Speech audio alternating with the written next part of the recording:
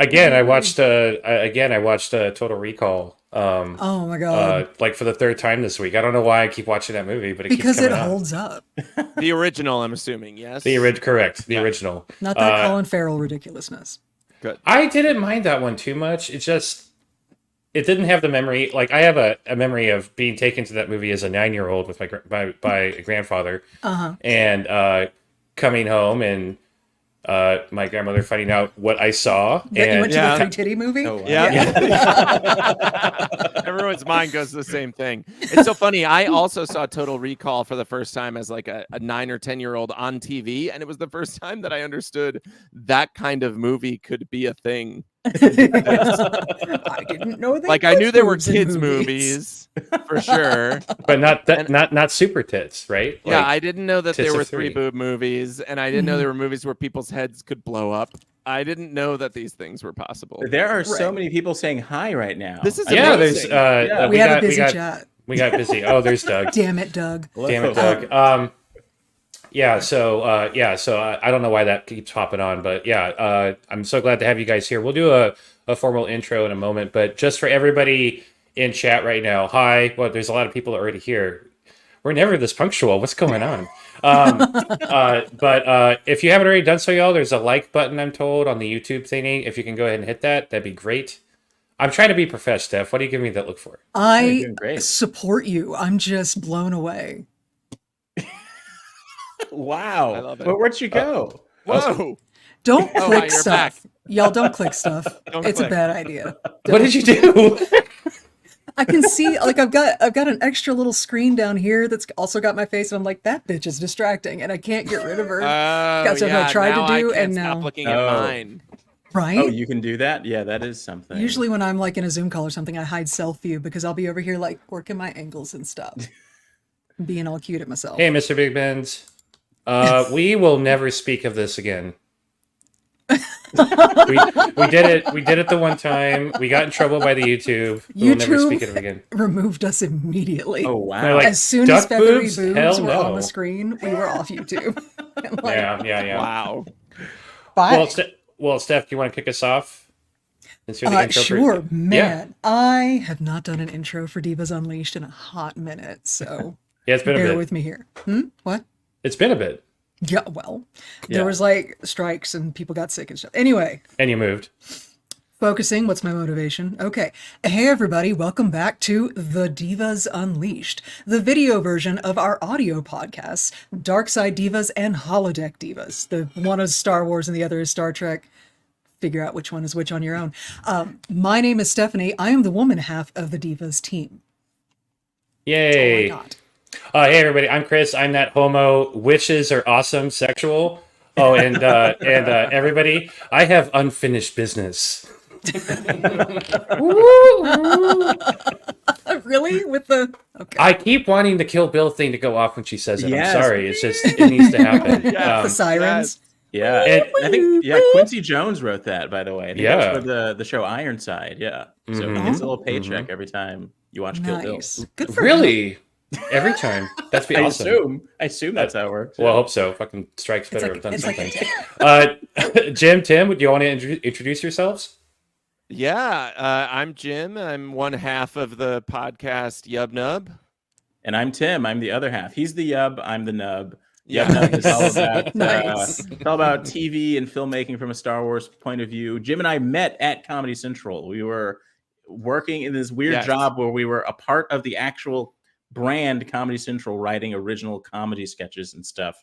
And before and since, we've like worked in very strange elements of the media making world. It would be like if the Titanic had a small group of people whose job on the crew was just to make internet content for the Titanic and about the Titanic. That was sort of what our job was like. Yeah, that's exactly the point in which we were there. Jim is a playwright. I've written for a couple like The Tonight Show and stuff like that. And we love Star Wars. In fact, when we were at Comedy Central, Jim would always like come in before the meeting because he knew I love Star Wars, and said, one time he said, do you ever just get sad that, you know, when you die, there's still going to be more of it? Like you'll never know the full story. Like that. That's my vibe, man. What can I tell you? Spoiler alert. Wow. Cool. Well, we took it to a dark place. well, it's only a minute in. Honestly, that's why I want to achieve Lichton, so I can keep watching Star Wars films. Because Forever. That's it. so That's why you have children and force them to love it, so then they can keep watching it. I love the chat here. We brought it down for Lurch. I'm sorry. That's the dot of existential crisis. Yeah, it That's got what that morbid was. quick. Yeah. Yeah, it did. It did. No, it's just everyone will never know the full story. No, The I story used will to always say, go like, on. Yeah. listen, my grandfather had a hard life, right? Like Great Depression, fought in World War II, all that stuff. But he died thinking Star Wars ended with an Ewok party on Endor, you know? Like when he went, he thought he had the whole story happily ever after. And there's so much more to it now, as we all know, you know? Yeah, I mean, that's not a bad way to go out. Yeah, that's what I'm saying. Drumming Like, on some at least I stormtrooper knew. helmets. Yeah, exactly. and eating stormtroopers. Yeah, That's the yeah. implication. That is the heavy implication. Delicious. Yub Nub. Brought that right back around. I see what you did there.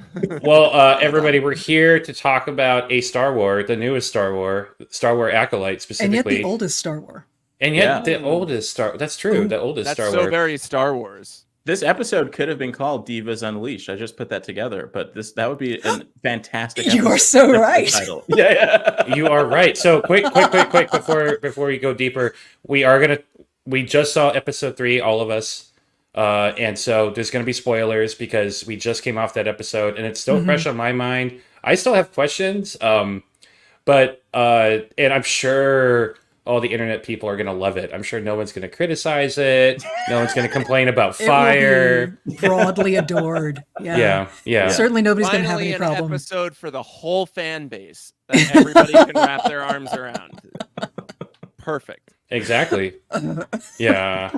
Next week is going to suck. They're being extra precious right now. Yes, they are. The red eye rays, we call them. People who put red eyes on Ray and freak out about it. Yes. Yeah, they do that, don't they? Their video banners, absolutely. Yes, exactly. Yeah.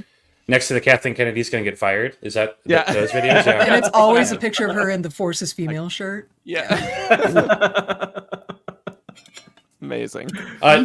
So general question, just generally, not just this episode that aired today, but what have people been thinking of the show so far? It's very different than anything that they've done so far. There's a very diverse cast of people. What do y'all think? I'm loving it. Yeah, I'm loving it. Chris, you already know I've given it a specific food vibe. I tend to do that with every TV show that I watch. This show to me is specifically Pop-Tarts at midnight. This is a midnight Pop-Tart show. It's exciting. It's full of energy, but you're watching it. It's not something you want to start your day with necessarily, but you can. Because it's a Pop-Tart. Right. You know what I mean? Yeah. It's perfect for 9. It's perfect for 9 p.m. and 9 a.m. It's just that kind of show. And what I love about it is that it really is, I think, the most TV show, Star Wars TV show that has been made so far. Like it's made for the cliffhangers. It's made for you to, it's not trying to be a movie per se, but it is that. It is also that. It's a Pop-Tart at midnight. Yeah, it's got a lot of mystery woven in it, in that true TV show kind of way. And because we're telling a new self-contained story, we're not just trying to figure out how we're getting from A to C, like what happened during B, which a lot of these other stories have sort of been for us, right? Like just connecting the dots between stories we already know. I mean, we were just sort of talking about before we came on, it's doing a good job of whatever I think the mystery is going to be. It kind of quickly solves or dismisses or shows me. And I have like 20 other questions instead that I didn't think I was going to have. And this episode is that in spades. Like everything, I'm going to try to say this in a non-spoilery way. Everything we see at the end feels like I'm not seeing half of what's happened. Right. And an episode that began with me thinking, oh, wow, we're going to see everything now. OK. It ended with me being like, I saw nothing. Right. Yeah, I mean, it gave me way more questions now than ever. And I didn't. Which is great. That was the biggest thing. Yeah. Steph, what did you think? I definitely walked away from this third episode with way more questions than I walked in with. Like, I really thought when I realized, like, oh, we're in flashback land. And we're gonna, because like the mystery of who killed Master Indara, that was solved. That was immediate. We knew. We knew who that was before the end of episode 1. Cool. And then we're getting into the rest of it. And we're establishing these relationships and everything. But the question of what the fuck is up with Osha and May is still there, right? So, okay, now we're on Brendock. And they're little. We're going to figure out what was up with it. No, I have no idea. Yeah. I have so many questions. And the people who could answer those questions, the big questions I have, like about the Coven, are dead. God. Right. So, oh, spoiler everybody in the... You knew they were dead, though. Like, we said that in the first episode. But like, why did they were so cool, and both the mothers were amazing. Clearly in a relationship, which I really love. Happy Pride. But there were a lot of lore implications in that one episode, like the creating of the twin. Like, who? What? Huh? Yeah. What does that mean? Yeah. That was something that I saw people foaming at the mouth about already, like days ago. Like somehow they found out about that plot element in this episode. And so this was all over, the noisy parts of the Star Wars fandom. Like how now the Force is giving babies to lesbians. Well, Yeah. this is not the first time the Force has done that. Yeah. How do we know enterprising witches who know how to make it happen. Yeah. Go for it. Yeah. Absolutely. And that's the thing, is this wasn't a gift from the Force. This was something that she made happen. You love that moment of this episode where it's like, you want him to find out how you did it? And it's like, you lean in and you're like, what? What happened? Right. Why were you exiled? From whence were you exiled? Right. What happened there? Like, are y'all bad? I think you might be bad. There is this interesting thing in this episode, right, where the Jedi vibe like the bad guys this whole episode, and where we've already seen one of them willingly kill himself because he's so guilt-ridden. So we have this feeling that they're the bad guys, but there is this interaction, this unspoken thing going on between the two of them where it feels like what you did. This whole group of witches, like, we know what you did, and what you like. There feels like this is one of those things where we're not being shown everything again. That I really love. Yeah. The idea that the Jedi Order would send 3 masters and a Padawan out to poke around at this planet, that's not a light crew. That's not just, I was just curious about this, what I thought was an uninhabited planet. No. That's more like, I had a big, like, dark side flag go off over there. And also we heard about this coven that got exiled from somewhere else about 8 years ago. So we should go. And I feel like that's where we're going to start getting answers next episode, is at least from the Jedi's perspective of why they were even on that planet. Yeah. And that feeling of like, we're fine. You all can be here, but you're not supposed to be training more of you, right? We all know that's part of that's baked in. It had like a Treaty of Versailles vibe to it. I love that. And it was complex too, because they're like, we're not a part of the Republic, so this law that you're talking about doesn't like I thought we got out from under y'all. No, it turns out the Republic is wherever the Jedi go. Yeah. Right. Oops. Right. So, when Jim and I were talking earlier, this episode made me realize that the Jedi are basically McDonald's. Sorry, I turned everything into food. The Jedi are McDonald's Force. You're speaking what my I mean? language. Keep like going. they are the accepted way by the government to utilize the Force, and they don't want anyone else to learn how to do it in any other way, which is something I never really considered in Star Wars until this episode, seeing that conflict. Yeah, so Steph and I made best friends with so many content creators when we started, when we were covering Clone Wars, and we were talking about the Jedi procedure for finding children and recruiting them. And it's probably been the biggest point of contention between the content creators that we respect. We don't care about the haters, but the content creators we respect and us, is that there are a lot of folks that refuse to perceive what the Jedi do in terms of growing their numbers and recruiting people and enforcing their ideology on the rest of the galaxy. And I think that, I don't know if you guys have read the High Republic books, but those books are full of like different Force orders, and there's definitely like a lot more diversity out there in the galaxy. So the premise of this episode was really shocking to me, because they're finally like doing something that I've felt for a long time the Jedi have been doing, and any Force religion for that matter. If they get powerful enough and big enough, they're willing to. I mean, the Sith aren't necessarily going to let all the other Force orders prosper when they're in charge of the galaxy. You know, they're not any better. Right. So that was really surprising to me that they did that this episode. Yeah, when Saul said we don't take children, I was like, oh, honey. Oh, girl. Yeah. So do you think he was straight up super do. lying? Was he lying or is he brainwashed in that moment? No, he believes it, I think. They believe I think it. he believes Yeah, they it. believe Yeah.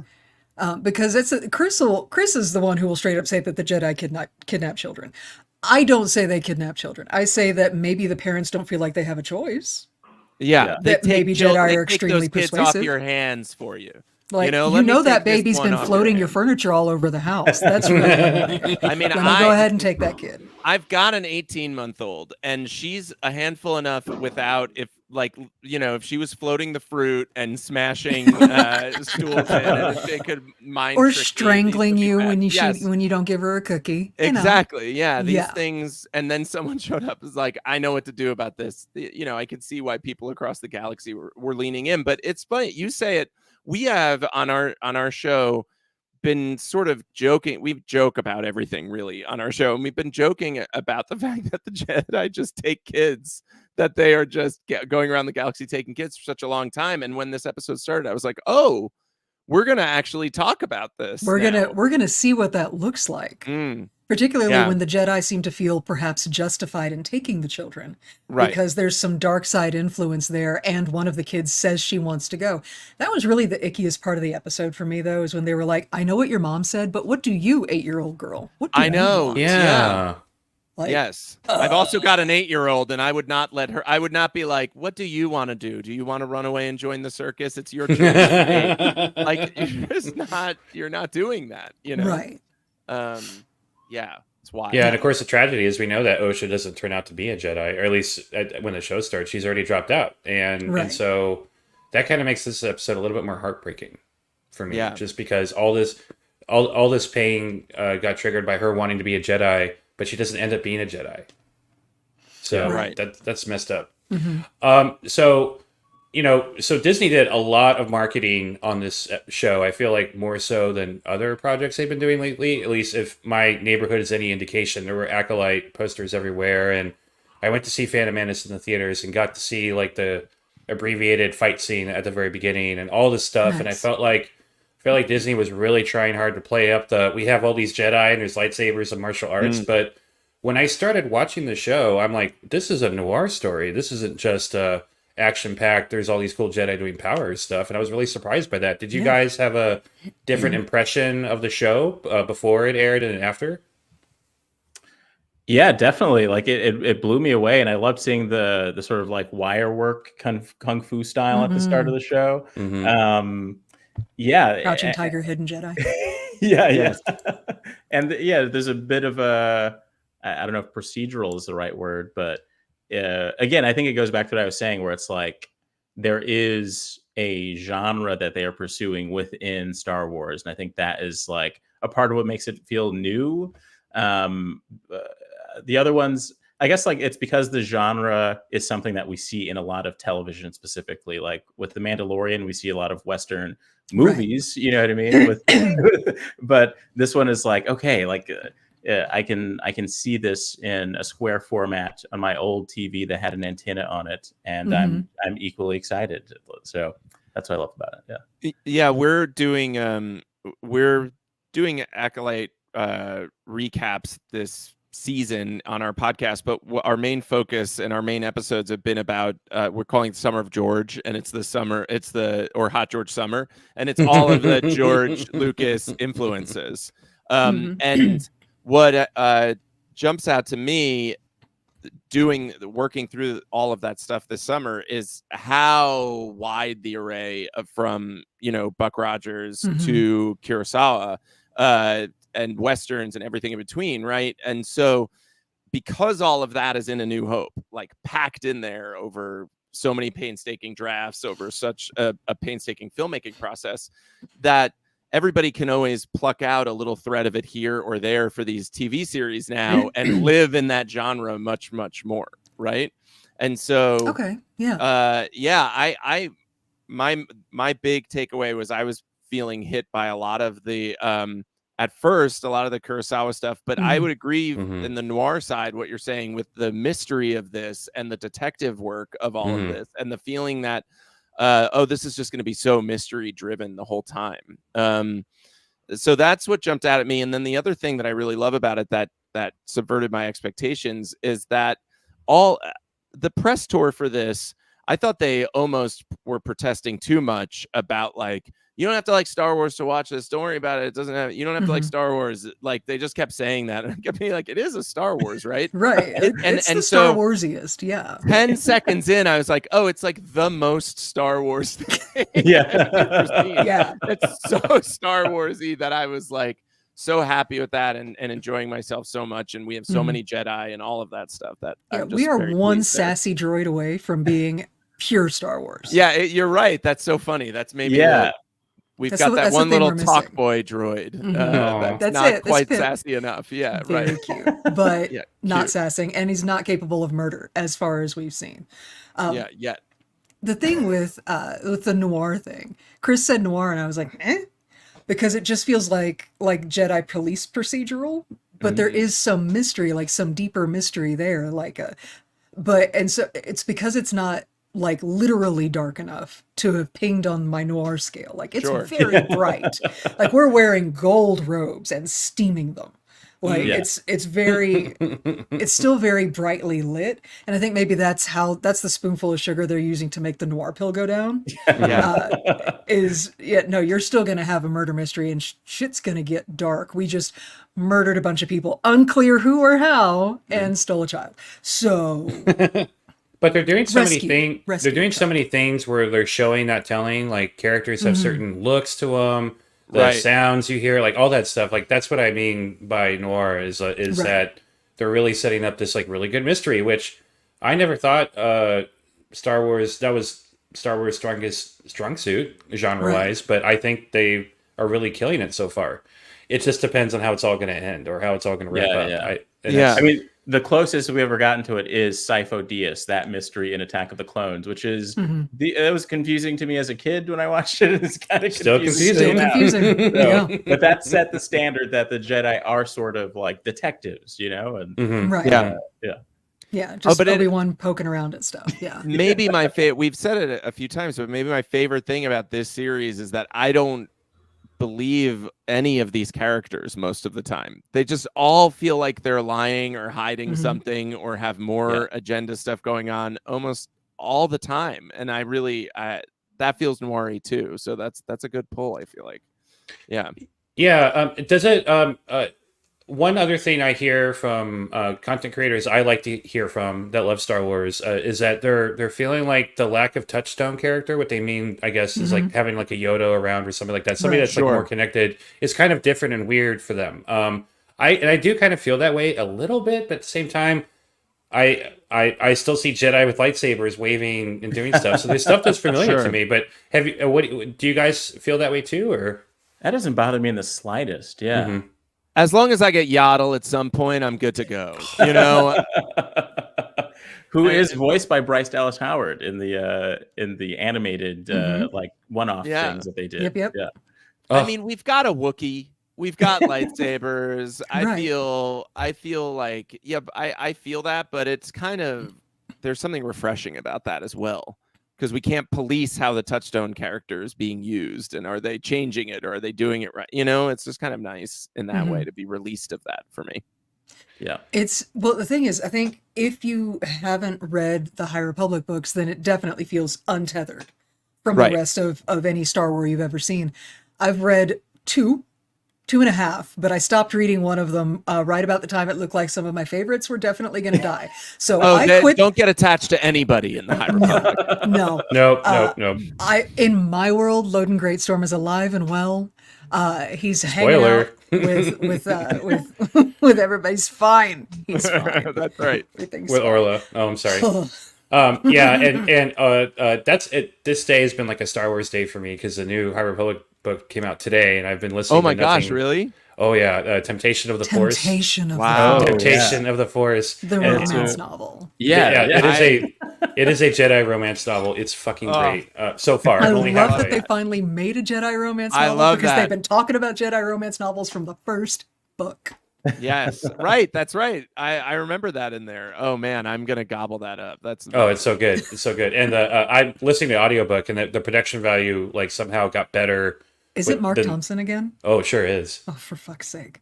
Oh yeah. I can't have him reading Elzar lines in my ears. It's really nice. It's really nice. Not in public anyway.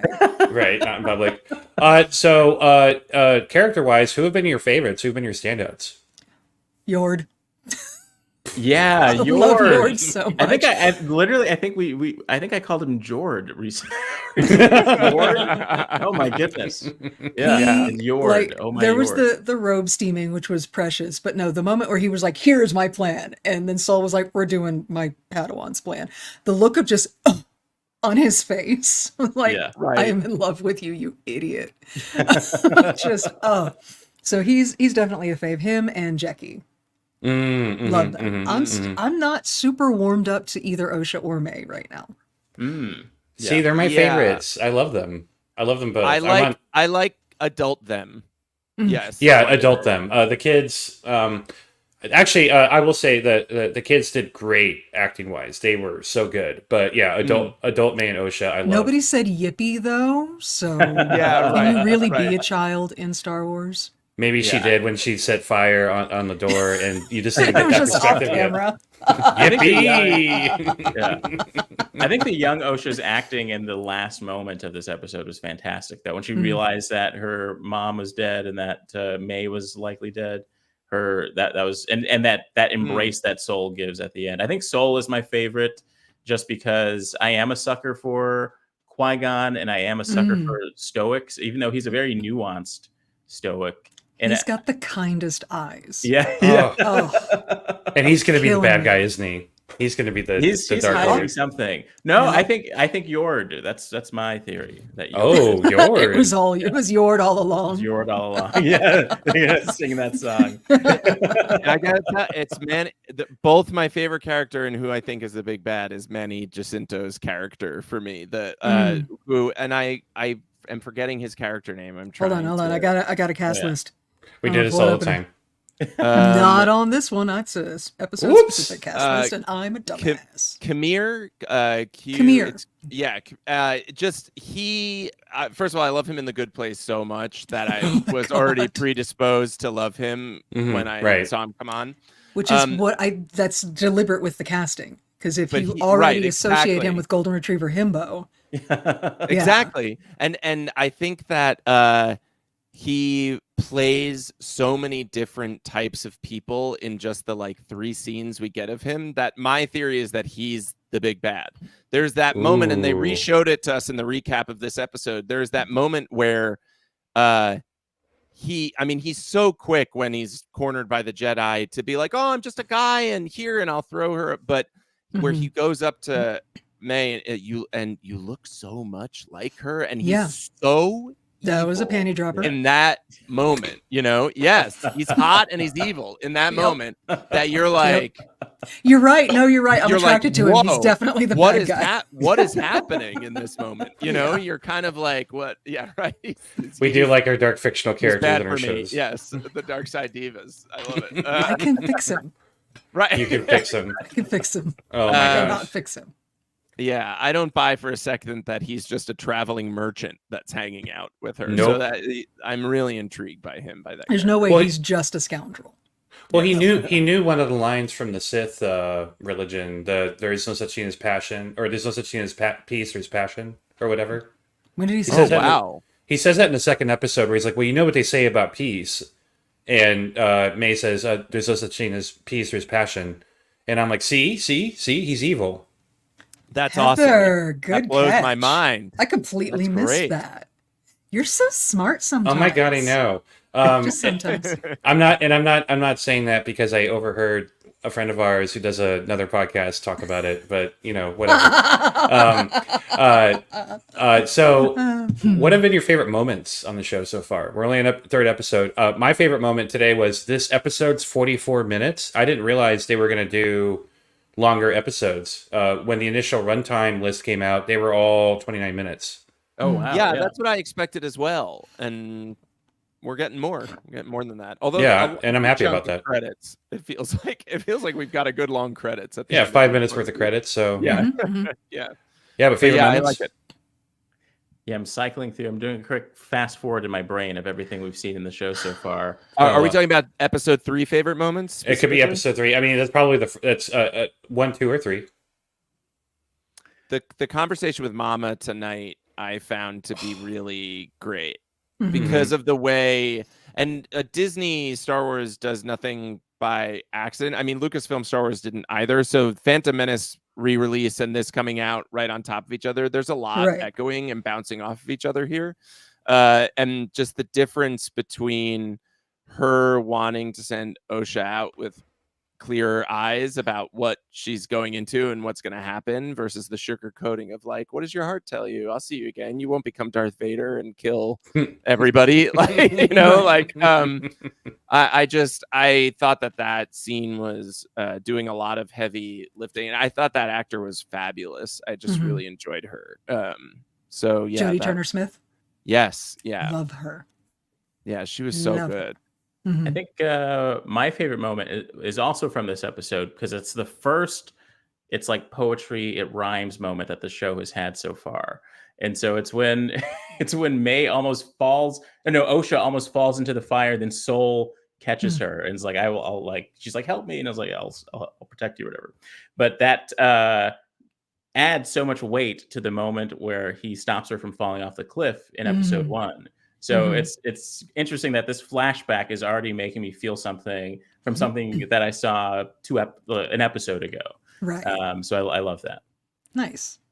I've really enjoyed little things because I'm really interested in sort of the soul of the Jedi Order and how it's evolved over time. Because like High Republic, very beginning of the High Republic, the Jedi Order was so separate from the politics of the High Republic that when they were in a space battle and the Jedi ship showed up, the Republic wasn't sure the Jedi were going to join the fight or on what side they might. Like they were so neutral. But now, like first episode, you got Vernestra Rowe going, politics. This looks bad for us. Right. Like, and so already here, 100 years before the peak of corruption that we start seeing in Phantom Menace, we're already seeing the Jedi getting hopelessly enmeshed with the politics of the Republic. And I'm like... And it's their undoing. It really is. It's their downfall, and it's already starting. Yeah. And like, what a long con, Marcion Rowe. Well done, I guess. Yeah, right, exactly. But, and so that's what makes that for me really sort of built up the impression of them as the bad guys coming into Brendok. And interrupting this ceremony with the Coven, and they've got cop vibes walking in there. Yeah, and so that really sort of enforced that because they're not just walking in there as Jedi with the authority of just being good guys behind them. They're walking in with the authority of the Republic behind them, which added another layer of intimidation to what they were throwing down. And like, when did y'all start wielding that? That's ugly. So Vernestra shocked me because in the book she's like not following the rules and going off on adventures and doing whatever the Force tells her to do. And in the show she's like, you have to obey the code and you have to do this and do that. And we have to meet first and have a conversation about Don't it. have attachments, blah blah blah. And I was like, wow, what happened to you between the book Vernestra and Jedi Master? And life, baby. Life, I guess. Life. Yeah, it's crazy. So I know it's hard. This question is kind of hard because the show's not even done yet. But how does this compare to other Star Wars projects, especially in the Disney era of Star Wars projects? For me, this is completely different than anything they've done. If there's a show that I've heard friends of mine compare to, it's Andor in terms of its drama and its sophistication of its storytelling. I don't know if I agree with that, but it is the one I hear the most compared to. What do y'all think? Hard disagree with that comparison. I think shows like Andor and Mandalorian and stuff like that have been more sort of gritty and grounded, and more sort of based in reality, much less the space opera of it all, and much more like this story down here with these actual people and their dark imaginings and everything they're doing, or just a guy in armor who's like, I don't know, does that look Jedi to you? You know, just all of that is very much more grounded in reality. This show feels more like a space opera. It feels more like everything is high stakes and very dramatic, and also Fast and Furious Star Wars, they're dead. Keep going. We know it's unclear how or why. There was a fire, they're dead. Let's go. Like, and so that's where I just feel like it's just a different genre. I mean, I don't disagree with how you're breaking it down, Steph. I feel like I like most of what we've been served up from the TV side. We kind of come from this place of like, if it's Star Wars, it's Star Wars, and it's Star Wars, so we're having fun. Like, that's why we're here to do Star Wars. But some of the projects have felt like, and this isn't bad, some of the projects have felt like creators playing with their Star Wars action figures and just making them do more things. 100% what Dave Filoni does. You know, exactly. Literally. And some have felt like real standalone television shows, even if they have different approaches. And I think that's where I see an Andor comparison to this one. I think it feels in that way, while they're being made in such different ways, they both feel like they could air on TV to me and work for non-Star Warsy audiences, probably. And with the major difference that hits me in my gut being that everything that Andor is doing feels so much richer to me for having known and loved the original trilogy, whereas everything happening here feels kind of like it's just rich because it's Jedi. Like, maybe that's the space opera of it all, but it just feels like I love this world and I know this world and I don't know this story at all, and I have no idea where we're going, which I kind of like. Yeah, no, that's pretty dope. Yeah, there's something about Acolyte that expands the imagination just because it's an era we've never seen in live action before. I think both Acolyte and Andor, 2 A names, interesting. See, I'm winning stuff over. I swear, almost the exact same opening titles. I feel like you can't convince me otherwise. They're twins. So. They're a dyad. They're both like clearly mapped out characters.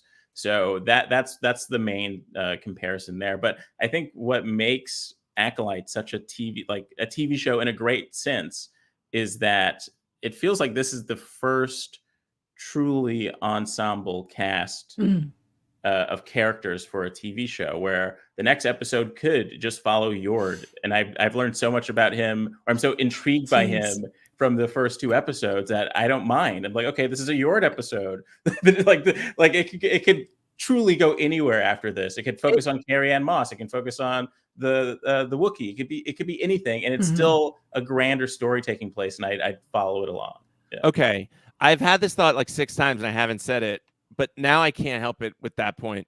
This show is reminding me of Lost, kind of, in a weird way. And that's I want to keep liking this show, man. Come on. I know.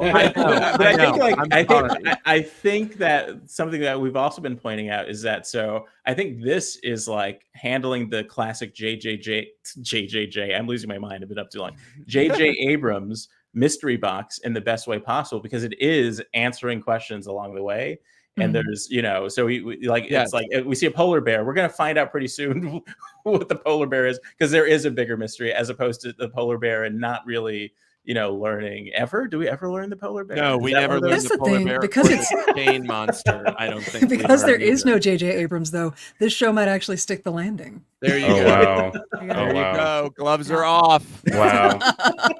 Take that, Abrams. You know you're watching. Yeah, he's gonna cry on his pillow made of millions of dollars right now.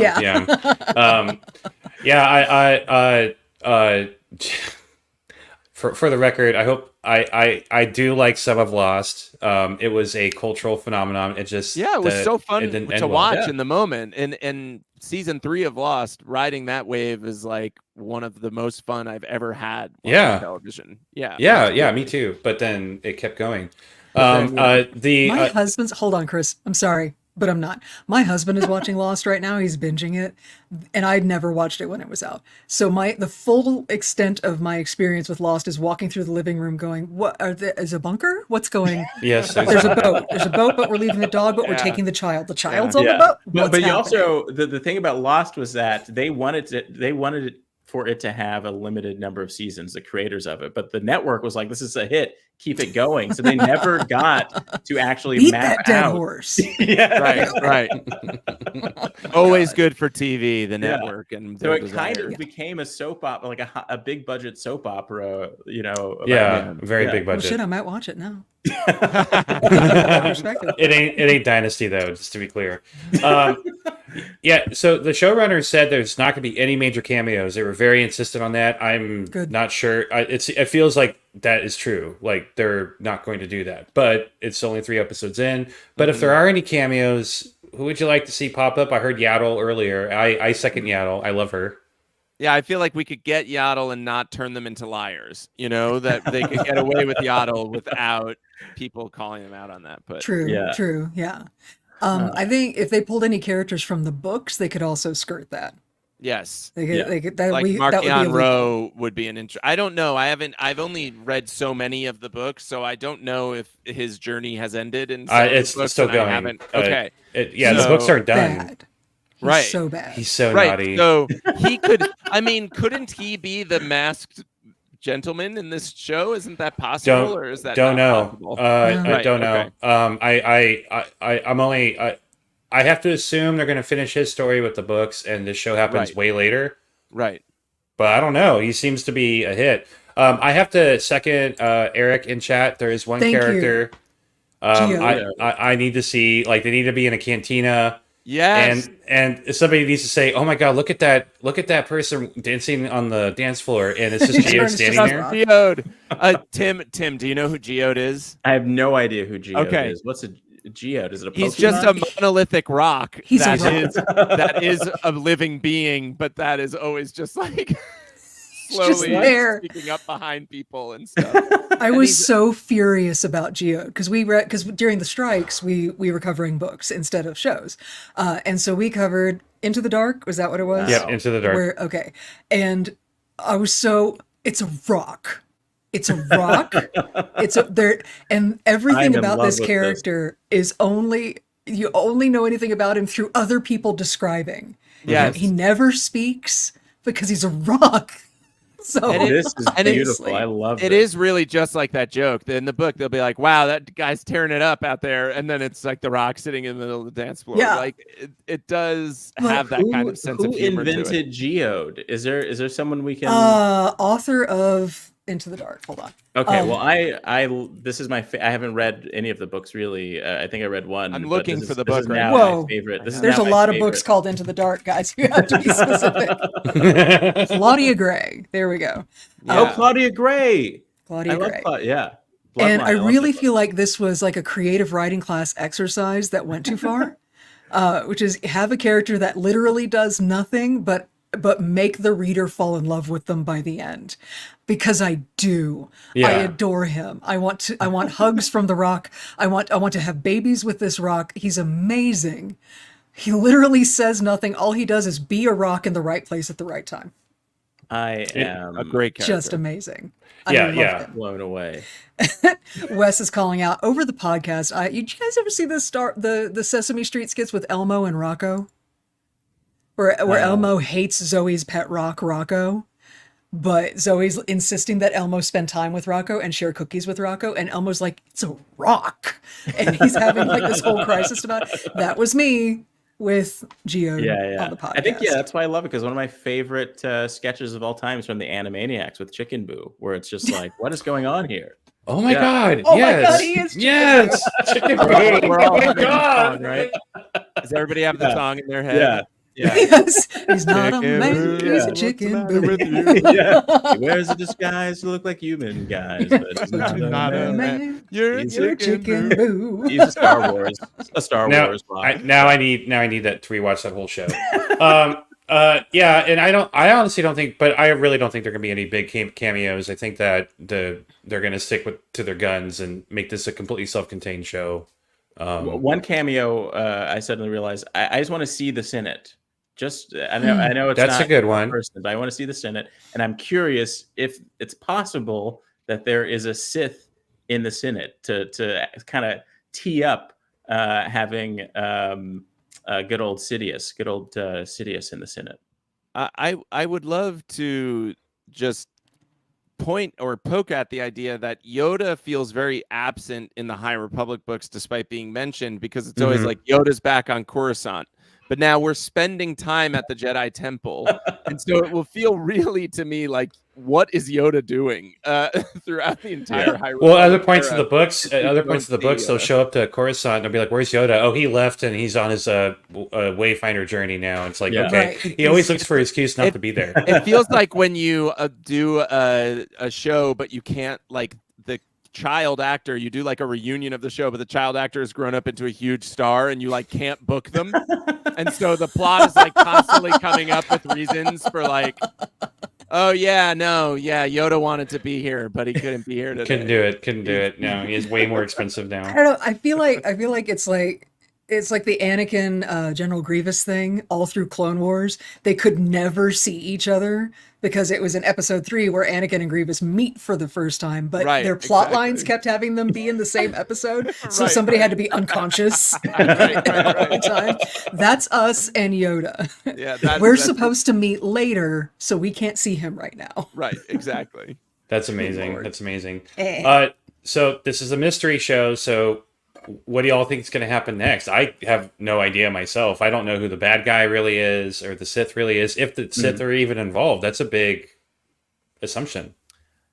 Yeah, I don't know. I feel a little bit like we're not gonna get Sith out of this one. I'm not sure but I'm getting Not that Sith, vibe a little bit. yeah. Something else. We're getting dark side stuff, but not Sith. Exactly. Right. Yeah. I think we're going to find out that those 4 Jedi did something very bad at that temple. Yeah. It points that way, doesn't it? Yeah. I think because of the amount of guilt, like Torben, who took the Barash vow, which means that he was like, I've fucked up real hard and I need to go not do Jedi stuff. And then he's just floating in his own bubble of Force and hasn't spoken to anybody in years. Like, that guy is traumatized, which is so Star Wars. But yeah, no, they did something bad. Like, Kelnaka is isolated in a forest somewhere and really cranky. So yeah, no, I think they committed a little atrocity. They either committed an As a atrocity or they think they did. Right. It's one of those two things, right? Like, And I wouldn't put it past witches like Mother Alcinea to concoct the illusion that you did it. while we're all here, can I ask, because I didn't notice and Tim didn't know, and maybe our chat is super knowledgeable. I'm keeping an eye on everything, so maybe they know. We saw Mama dead in this episode, right? But did we see Mother, who was, had that sort of the spiky head? Yeah. Did we see her dead? The only corpse I could identify, because we were moving through so fast, was Mama. I feel like she was such an important character that it feels conspicuous to me to not have had her pointed out to us as dead. And she was kind of the mean mama, right? She was the one who was like, you can't just let these kids do whatever they want. Right, exactly. Well, and she was the one who wanted to attack the Jedi. And wanted to attack the Jedi, yeah. And she seemed like someone who would not have allowed this child to leave and become a Jedi. And let them have spice cookies. Spice creams, which spice cream. I need a recipe for spice creams. That sounds amazing. But okay, if it's spice, are we talking about like spice? Like, that's what I was wondering. spice? Like, are they getting doped up? And I think it's like candy cigarettes. It's like candy cigarettes, like candy cigarettes. But is it like the bubblegum candy cigarettes where there's got powdered sugar in there, so you blow out and it looks like smoke, like that? Yeah. So back in the day, kids, because most of our listeners are very much younger Bubblegum, than us. cigarettes, and cap guns, man. It was Yeah, a it crazy was awesome. time. They And would lead make toys. sweet treats that were like chewing tobacco. You remember Big League Chew? That was bubble gum, and so you could pretend to be addicted to tobacco, but it was bubble gum. Just preparing the customers of the future.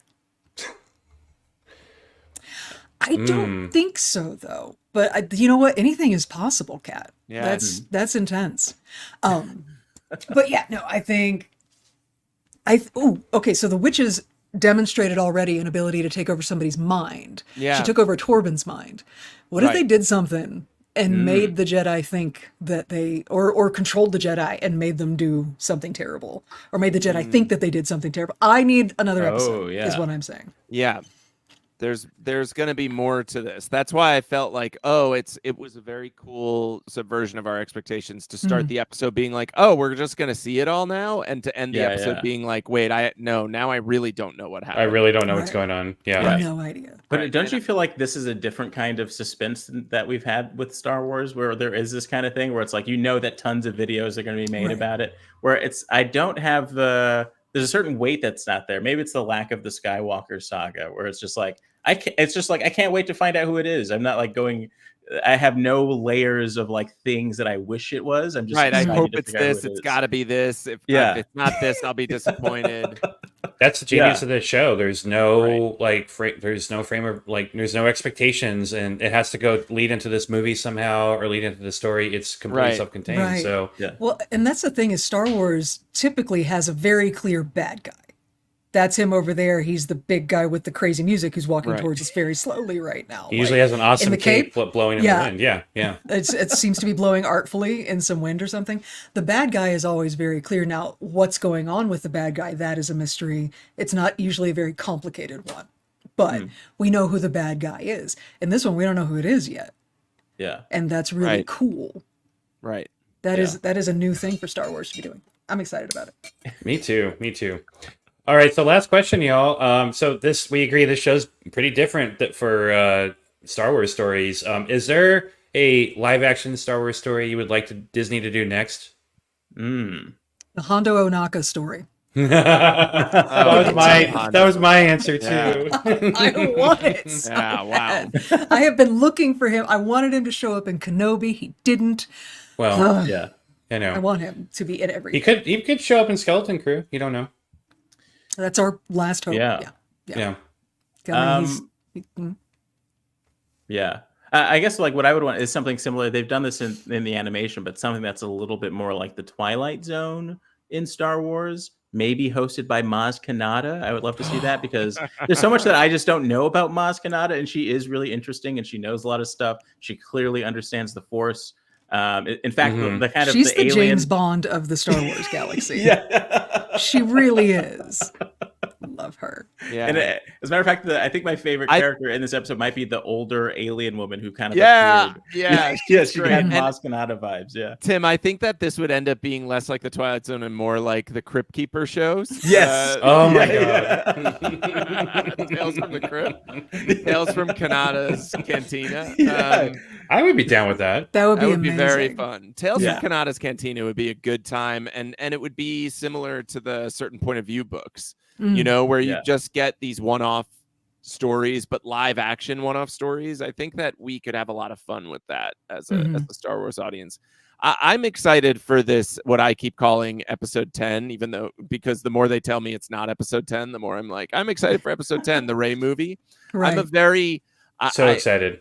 I'm very a what happens next kind of guy. I just want to know what happens next.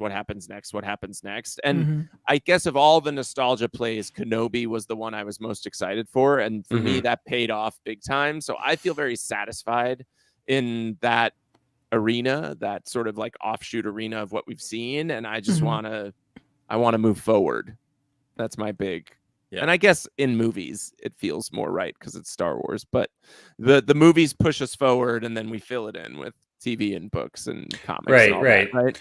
Yeah. Yeah, I love me some Rey Skywalker, and I can't wait for the movie. Whenever it's supposed to come out, which I keep hearing it gets pushed back. You never so know. You never just know. never know. Yeah, it's not real till you're sitting there eating the popcorn and watching it, unfortunately, with movies, right? So yeah. Oh, you know what? Ancient Ginger reminded me. I want a damn Ventress show. Oh yeah. I think we got all the extra Ventress we're gonna get. She's dead in a book, mysteriously revitalized for the battle. Somehow she returned, right? Somehow Ventress returned. Yeah. And, they tend to do that. them Dathomiri witches. I do know it gets thrown around a lot. I would love a Doc Afra show. Oh yeah, yeah. I think that would be really fun, and it would be that other side of Lucasfilm, that Indiana Jones side of Lucasfilm, kind of, for a Doc Afra show, and I think that would be really, really fun to see happen. She's so fun and messy, and her droids are evil. Perfect and it's great. droids. It's wonderful. Yeah. Chris says, "Give me a Sidious origin story." Oh yeah. Yeah. I feel like true political. Make it all in the Senate. I'm a big Senate head. I'm a big Jedi Council Senate head. You want the West Wing, but I'm about to say West Wing in the Star Wars galaxy. But I want all the president's men, but Star Wars. If it's West Wing Sidious, though, like, I cannot root for the Sidious. I can't. No, but his walk and talks would be. Tim wants the Adventures of Chancellor Valorum. That's He seems so very defeated when that vote of no confidence. He's so He just like sits down. He's so tired. He's just It's like he had finally. he had a very specific conversation with his partner before that vote of no confidence came, and it's just like, yeah, weighs even more. That's the vibe that it has. He woke up that day feeling like the most popular girl in school, and then that happened. Yeah. And then there were these burn book pages just all over the Senate. Size Noodle's origin story. I vote for that. I love Size Noodles. She is the most beautiful creature in the galaxy. She is. She is. With her second mouth. Well, guys, thank you so much for being on the show with us. There's so much more Acolyte to come. There's going to be 8 episodes. We're only on episode 3, so I cannot wait to see what the show's going to do. And thank y'all for watching us. We haven't done an Unleashed episode in a very long time, but we're going to be doing a whole bunch of them in the summer. Jim and Tim, can y'all tell our watchers where they can find your fantastic podcast? Yeah, so you can find it wherever you get podcasts, specifically at the Sonar Podcast Network, which we've recently joined. It's a very nice, wonderful network, Canadian-based. So we're trying to get Canada famous. And you can also subscribe to our newsletter at yubnub.substack.com and all the other socials at yubnubpod. So if you love us, keep the love train moving. There's a lot of great Star Wars content out there, and so you may be getting your fill, but I think what we bring that is fun, we bring in some comedy people quite often, people from the world of late night comedy. We have a great episode that will be re-released at some point with James Austin Johnson from Saturday Night Live, and so you get a kind of a sloppy or casual Star Wars feel from us, but we have a good time, and we try to break down as much inside movie making and TV making and filmmaking knowledge as we can. So I think that's what's fun about it. Yeah, that's awesome. Would definitely recommend their show, y'all. It is really, really interesting and very and y'all know how picky I am about my podcast. So we don't recommend lightly. Thank you. Yeah, we don't recommend lightly. So yeah, definitely check them out. It's worth it. So Steph, are you ready to outro us? Oh, is it me? Oh, I'm doing an outro now. Okay. Yeah. Hey, thanks for watching, everybody in the chat. Y'all are amazing. And we're going to be using this audio for our next podcast episode, right? Yeah, this is going to be the next Dark Side Divas episode too. So if you watch this episode, and we didn't get that filthy this time. What's wrong with us? Do you want to play Fuck, Marry, Kill real quick? I was tempted to do that, but they just did an episode with kids, and I'm just like, I don't want to. We do typically close out our Unleashed episodes with a quick round of Fuck, Marry, Kill, but you're right, that's terrible. We should not. Yeah, just the two children. Steph, if I think it's bad, it's pretty bad. If Chris is uncomfortable, then we're definitely beyond the pale. Okay. So if you are listening or watching us, hi, thank you. If you want to hang out with us in between episodes, you can. We are on all the social media. You can find us on Facebook, Instagram, Twitter, or TikTok as @DarksideDivas. And yes, that's the handle for both of our shows. Also, you can find both of our podcasts, Holodeck Divas, Darkside Divas, same places you can find the Yub Nub Podcast. Subscribe, leave a review, tell your friends about us. Also, we do have a Patreon, patreon.com/Divas Podcast, where we do special episodes. Like we're having a new show called Arrakis Divas for just $5 a month. You can access that. Nice. And we're going to record that next week, Wes, just to let you know. But yeah, you also have a swag store and all that kind of stuff. Links in the description for the YouTube video. And if you haven't done so already, please subscribe to our channel so you can be notified when we do special video content through here. And that is that. Okay. All right. Bye, y'all.